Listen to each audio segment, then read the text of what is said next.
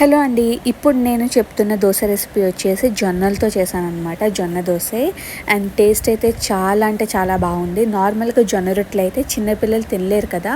So అటువంటి వాళ్ళ కోసం ఈ జొన్న దోసల్ని ప్రిపేర్ చేసి పెడితే చాలా అంటే చాలా బాగుంటాయి.